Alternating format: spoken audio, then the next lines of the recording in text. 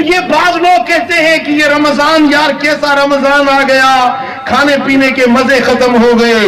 نہیں، مومن کہتے ہیں کہ رمضان کا مہینہ کاش یہ ایک مہینہ نہ ہوتا، پورا سال ہی رمضان چلتا۔ تلاوت کا مہینہ ہے، اللہ کے ذکر کا مہینہ ہے، یہ درود و سلام کا مہینہ ہے، یہ برکتوں اور رحمتوں کے حصول کا مہینہ ہے۔ قرآن مجید نے فرمایا یا ایھا الذین آمنوا، اے ایمان والو۔ یہ بلاوا ہے رب کا، یہ بلاوا ہے مالک الملک ذوالجلال والاکرام کا۔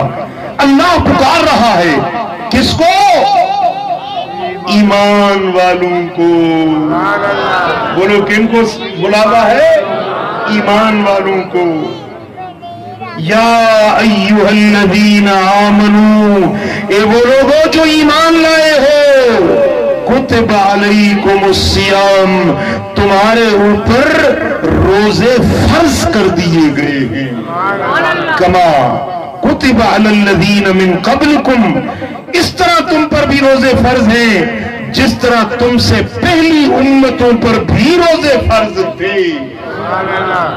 یہ روزے صرف تم پر فرض نہیں ہوئے، تم سے جو اگلی امتیں تھی، حضرت موسیٰ کی امت پر بھی روزے تھے، حضرت عیسیٰ کی امت پر بھی روزے تھے، حضرت داؤد کی امت پر بھی روزے فرض تھے، حضرت نوح کی امت پر بھی روزے فرض تھے، اور تم مسلمانوں پر بھی روزے۔ کیوں؟ اس روزے رکھنے کا کیا فائدہ ہے، کیا نفع ہے؟ یہ بھوکا اور پیاسا رہنا، اللہ کو تمہاری بھوک مطلوب نہیں، تمہارا پیاسا رہنا اللہ کو مطلوب نہیں۔ لعلکم تتقون، تم روزے رکھو گے تو تم یقیناً متقی اور پرہیزگار بن جاؤ گے۔